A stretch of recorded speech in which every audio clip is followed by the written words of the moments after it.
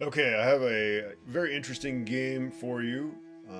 Faustino Oro. Faustino Oro is a 9 year old. He's actually the youngest player in history ever to make Master. He made Master back in March, breaking the 2200 barrier.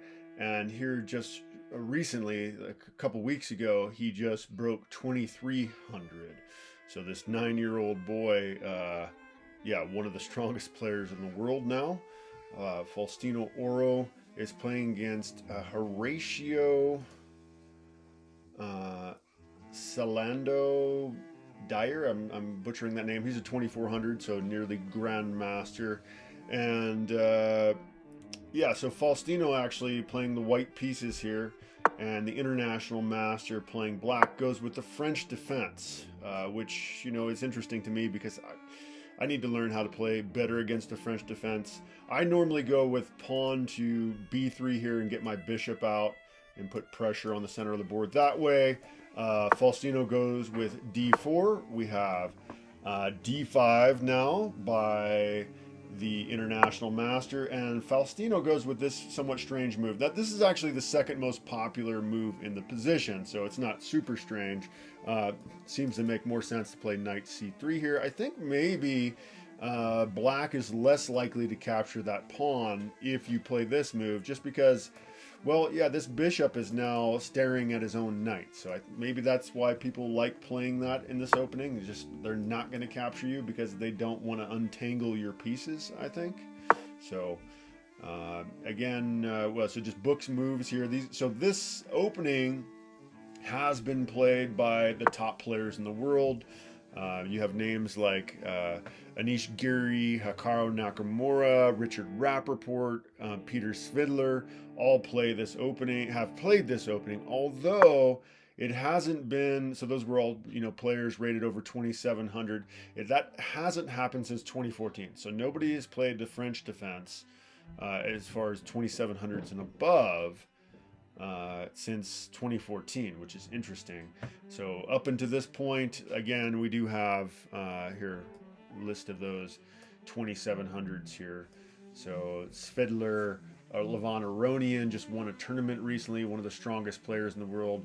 Anish Guri, or it was actually Anish Gurley that won the tournament recently. Hakura Nakamura is #1 in the world, so all super strong players have played this. All the people that have played it there are all super grand masters, but nobody has played it since 2014, which is kind of interesting to me. Like, why they haven't played it? You know, is the French defense refuted or something? Well, Faustino Oro will refute it here. All right, so just developing pieces very nicely. These are all book moves. Just getting the king safe now. And yeah, so the engine's saying that this is not the best move. It would have been better to play pawn to c3 here, but the difference is less than half a point. So we'll just go ahead and continue here. Best possible move by the international master. Faustino captures, and now Faustino ends up with an isolated pawn. So a bit of a pawn weakness here, it seems like. So it seems like black has gained somewhat of an advantage, seemingly. Just regular development of pieces. Actually, I should back up here. So it seems like, well, you should be able to take this pawn here because you've got two attackers. There's only one defender, so why not take the pawn? Well, first of all, this pawn is a serious weakness. And this pawn actually, so if we go back, so right here is where it seems like you could take this pawn. So knight captures, bishop captures, and it seems like you're up a pawn. The trouble is, if the knight then moves away, if this knight moves away, you have two attackers on the bishop has to go away, and this pawn is undefended. So at the price of winning this pawn, you're going to lose this pawn. And since this is a weakness and this pawn is not a weakness, it doesn't make sense for black to do that, to capture that pawn. And now, the pawn is defended and that's no longer an option. So, yeah, the engine just saying this is an inaccuracy, not the best possible move. It should have been queen first, but, there's nothing wrong with bishop to f5 here. Best possible move by both players here. So attacking the pawn here. And Faustino finds the best possible move here. He's defending the pawn, but also keeping an eye on his bishop, which was loose, which is often a good thing to do here. And now, it might have been better to go ahead and try to break up this pawn structure, says the engine. Just go ahead and start attacking that pawn structure. But Faustino has a different idea. So now this is the best possible move in the position by the 9-year-old. And yeah, the International Master does not allow that fantastic outpost for the knight. He goes ahead and captures. And now possibly we have pawn to b4 coming here, right? Just kind of completely fixing Faustino's weakness. So white had a weakness in his pawn structure. And now it looks like we're going to be able to rejoin it. So the International Master, he doesn't want that. He advances his pawn, preventing this move from ever happening.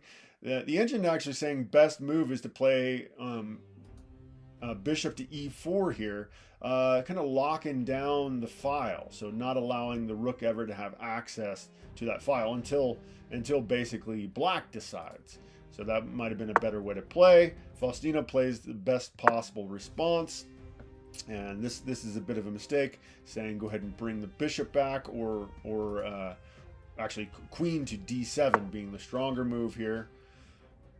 So Faustino now activating his rook, putting pressure on the knight, and yeah, the International Master attacks him. He brings his bishop back to a4, trying to re-engage that bishop. And now an attack on the queen here. So, of course, the International Master has to respond. He plays the best possible move for the queen. And, yeah, this being called a mistake, saying instead knight to e5, putting a second attacker on that knight would have been a better way to go. But this works out really well for Faustino anyway, because, yeah, the International Master actually blunders here. And it would have been better once again to put the bishop on e4 here, blocking the rook's access to the file, just kind of taking a strong position in the center of the board. And Faustino goes ahead and axe captures on b3. We have bishop captures b3 by the International Master. And now bishop to c3 by Faustino, actually saying that this is a mistake. He should have instead captured the bishop, but the variation on that is pretty crazy to calculate. So we're not going to go into that right now. We have rook captures on f3 now by the International Master, and that's being considered a mistake, saying instead the queen should have been brought to f5. Faustino, of course, goes ahead and captures back. Interesting, the engine thinks that's a great move.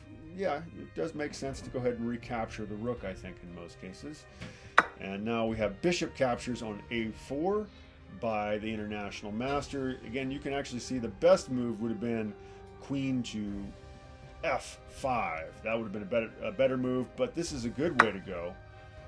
Faustino plays the best possible move, just recapturing, of course. And the queen is under attack, so getting the queen out of harm's way. But also, yeah, activating her, getting her involved in the game. And, yeah, this is a bit of a mistake here. It's calling it a good move, but I think at this point, so Faustino's up 2 points here. I think black is already kind of lost. So, of course, this move, you know, checks, loose pieces, seems like a pretty obvious move to make. It seems like the International Master somehow missed that move, or maybe, yeah, there's just, you know, maybe his position is so lost at this point, it just didn't matter. And of course, the knight is picked up here, bishop falls, but, and now threatening to win the queen. And there's really nothing that can be done here for black. There's no way to save the queen. This is the best possible move, but of course, Faustino, he wants the lady, and, yeah, so he goes in and captures the queen and then repositions, and really not a lot that can be done in this situation. You know, it does look like there's this possibility of a queen, but because of the back rank, there's, the rook has too many responsibilities. If he's trying to come down here and deal with the rook here, or with the promoting pawn, it's just, there's too much going on. And actually, the international master Horatio does resign the game in this position. And hopefully, pause your video and think about it. Like, why did he resign here? Um, you know, Hopefully it's fairly easy for most of you to spot this, because we're always supposed to think about checking moves first. Well, white obviously could not capture the rook, or a queen would be born with check. So that definitely would not be the best way to go. Why can't black just capture the rook here? Well, this is just going to be checkmate then. That's just a back rank checkmate. Nothing that can be done there. So what does black play in this position? If they, try to get themselves some king safety, pushing the pawn, well, this pawn falls then. And that was like the only hope. And yeah, you're down a full queen, basically. So it does make sense that this international master did resign the game to this 9-year-old boy. Faustino Oro, remember that name? He's kicking butt and taking names. Anyway, thank you for checking that out with me. I hope you enjoyed it. Please join me. I will be posting several videos a week, chess tactics. I'll do some game reviews like this one. I'm definitely going to cover more of Faustino Oro's games. If you know any other like young stars that you think I should cover, please let me know. But yeah, take care, everybody. Thank you. Bye-bye.